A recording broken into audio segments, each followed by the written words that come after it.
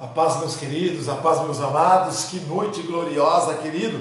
Noite de ensino aqui na Church Torre Forte, amém? Aleluia! Hoje você terá um culto onde a palavra será esclarecida para você. A palavra, ela além de vir com aquele poder do trono de Deus, ela será esclarecida. Esta palavra, esse ministério, ele surgiu para que ele tocasse o coração das pessoas, mostrasse verdadeiramente a palavra de Deus como ela é, como ela deve ser apregoada, amém? Então, você que está me ouvindo nesta noite, em nome de Jesus, vá lá, convida teu irmão, amém? Convida teu vizinho, convida teus parentes, você casado, chame a tua esposa para estar próxima, aí em nome de Jesus, chama as crianças também, teus vizinhos aí, em nome de Jesus. E jamais adiante eu já quero estar pedindo para você, no YouTube, quando for destinar essa pregação, você possa lá deixar seu like e aqui compartilhar a página do Facebook, a página da Church Torre Forte, querido, para as pessoas. Sendo assim, você será nosso evangelista, você será um pregoeiro também da palavra de Deus. Não perca esta oportunidade em nome de Jesus, amém? Nessa noite, querido, a noite dos milagres, aleluia, lá em Isaías 35, capítulo 35, verso 5, a palavra de Deus, ela nos faz um alerta, ela nos dá uma bênção e nos faz um alerta também, porque o próprio Jesus, ele vai fazer algo conosco através da vida de Paulo, lá em 2 Coríntios, ele vai falar sobre o alerta. Então, aqui eu gostaria de convidar você já a abrir a sua Bíblia ali no livro de Isaías, capítulo 35, verso 5. Eu escrevi algo aqui, eu quero compartilhar com vocês, mas primeiramente, quero ter certeza que você, aleluia, já abriu a sua Bíblia ali em Isaías capítulo 35, verso 5. Eu escrevi o seguinte, eu escrevi assim, olha aí só, os nossos olhos nem sempre nos farão ver e ter as manifestações. Então, ó, nossos olhos nem sempre nos vão fazer ver as melhores decisões. Olha isso, os nossos olhos. Mas por que, de repente, o Senhor, ele ministrou no meu coração para que eu pudesse compartilhar isso com vocês? Porque, queridos, olhos, seus olhos, os meus olhos, eles nos mostram objetos, eles nos mostram a beleza das coisas, ele nos mostra também o mundo que Deus criou. Tudo isso é belo, tudo isso é formoso, mas qual é a ótica que você e eu vemos essa beleza da criação de Deus? Essa ótica ela é importante, o jeito que você vê a criação de Deus é importante, porque os teus olhos, eles podem estar sim obscurecidos. Por quê? Porque na verdade, se não estamos seguramente em Cristo, nós temos o risco e corremos o risco que o príncipe deste século esteja trabalhando nesta visão. Por quê? Porque, querido, ele é o rei, querido. Ele é o rei das coisas carnais. E as coisas carnais, elas dominam o que a gente costuma dizer, as sensações, a ideia sensorial, os sentidos. Então, os olhos, ele é um dos 5 sentidos, ou a arte sensorial dos 5 sentidos de ver, de enxergar. Então, que nesta noite, em nome de Jesus, você e eu, tudo que viermos ver, nós também, mais além até, vamos enxergar e vamos ver na ótica da fé.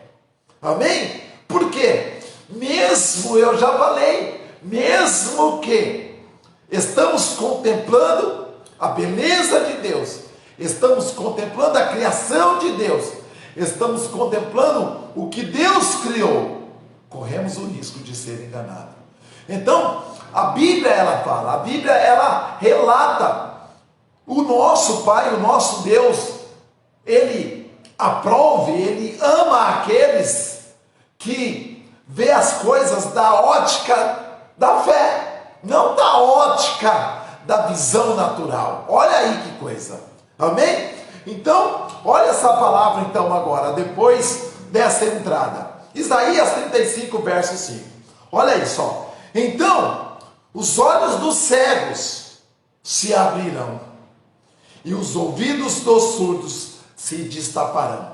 Primeira coisa que ele está falando, aí você pode imaginar, ali no Velho Testamento, se ele está falando para o povo já do Velho Testamento, ou se ele está falando para o povo do Novo Testamento, ou se ele está falando numa linguagem que as pessoas falam que é uma linguagem coloquial.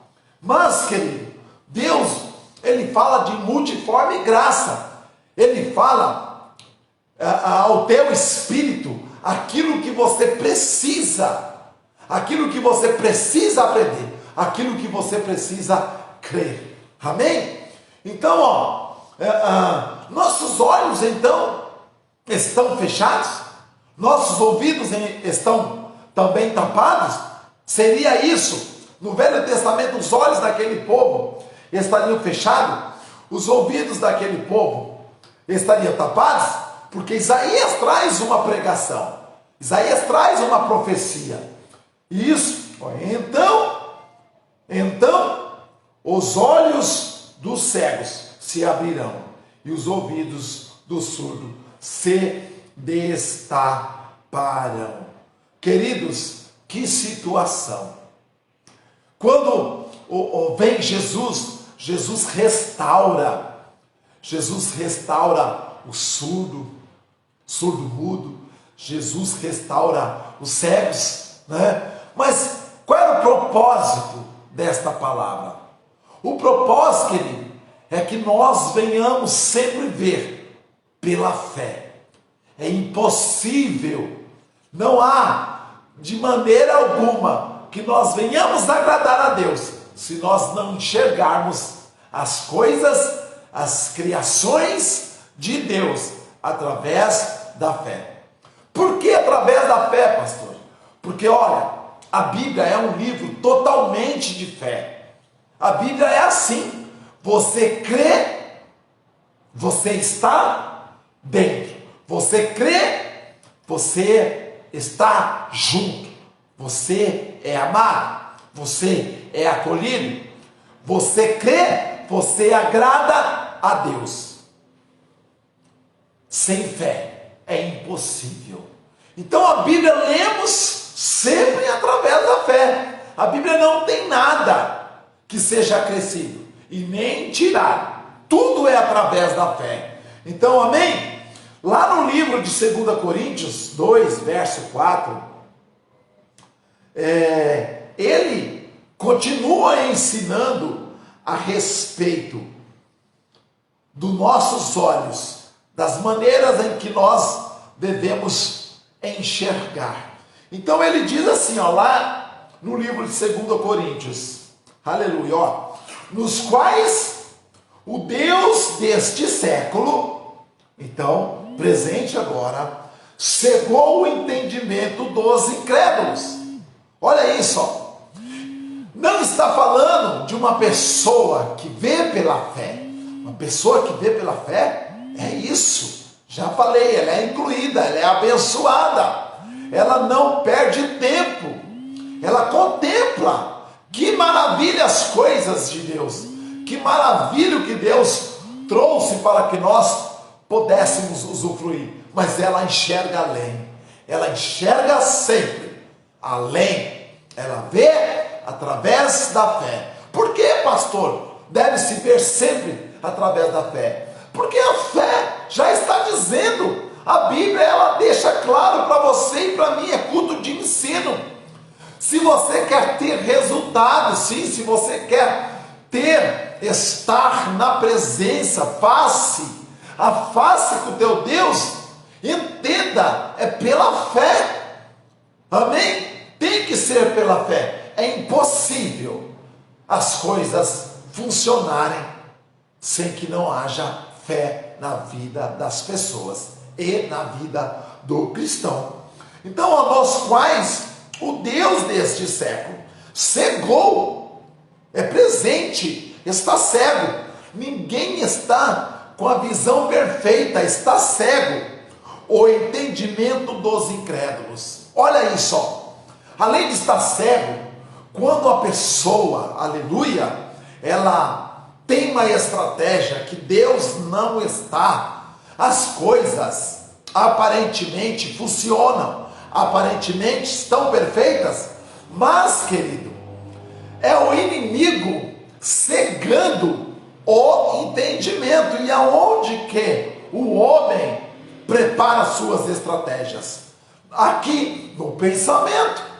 Aqui as suas estratégias são determinantes para que ele vá à guerra e conquiste o que ele tem almejado. Vá à guerra e vença reis que ele tem declarado guerra. Amém? Então, querido, só que se você não está vivendo isso, eu estou falando com você, se você é uma pessoa que, primeiramente, você não recebeu de Deus, você não tem falado com Deus face a face, você não aceitou a Jesus Cristo como Senhor e Salvador, e tem falado, eu tenho Jesus no meu coração. Não, querido, não, assim não adianta.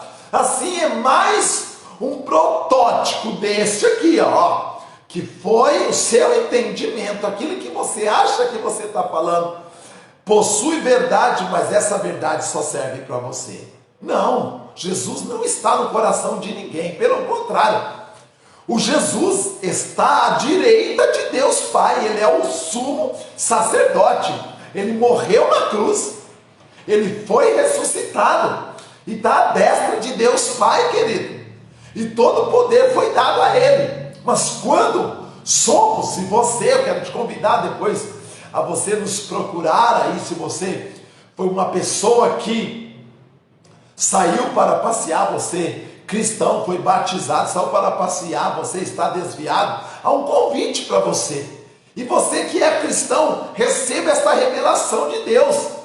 Tudo que você for fazer, faça pela fé. Por quê? Porque o príncipe deste século está aqui, é o Deus, na verdade a palavra está dizendo aqui, ó, nos quais o Deus deste século cegou o entendimento sim dos incrédulos. Pastor, eu não sou incrédulo. Então tá, você crê, você tem fé, você foi batizado, porque a fé é um dom de Deus, a fé é dos filhos de Deus, a fé é de quem agrada a Deus. Não adianta você estar dizendo assim, eu tenho fé, mas você agrada a Deus, você anda com Deus, você procura a Deus, você, porque a Bíblia está dizendo assim, olha, presta atenção, olha, não vai ao Pai, se não for por Jesus. E o que significa, pastor? Significa que você tem que entregar sua vida a Jesus, para você viver livre disto aqui, do Deus deste século, mexer na sua mente, você tem que entregar a vida para Jesus. Não há outro jeito. Jesus está no meu coração. Para você, não adianta. Para outras pessoas, é só tipo. Não adianta isso. Jesus não está no coração de ninguém. Jesus está à destra de Deus Pai, em nome de Jesus. Ele não está aqui. Agora, olha aí como ensinam errado. O Espírito Santo, o Deus Espírito Santo, este está naquele que o invocar o Pai. Amém? Então o Espírito Santo, Jesus subiu, ascendeu aos céus e trouxe o Espírito Santo de uma maneira extraordinária. Procure a Bíblia, procure alguém que possa estar relatando isso para você. Aconteceu lá em Atos, no livro de Atos 2 em diante, amém? Fala sobre o sopro do Espírito Santo que encheu toda a casa, aleluia. Então Jesus orou para que o Espírito Santo viesse habitar conosco, amém? Então olha isso aí. Então, nos quais o Deus deste século cegou aqui, o entendimento dos incrédulos. E aí, para finalizar, eu quero trazer ainda lá no livro de Isaías para você, Isaías 43, versículo 8, a palavra de Deus diz assim, olha isso, trazei o povo que tem olhos, mas é cego. Que coisa é essa? Que mistério é esse, pastor? Olha, trazei o povo que tem olhos, mas é cego. Olha a situação. Eu estou trazendo essa palavra de hoje para você. E lá em 2 Coríntios você viu, continua falando do Velho Testamento. Por quê?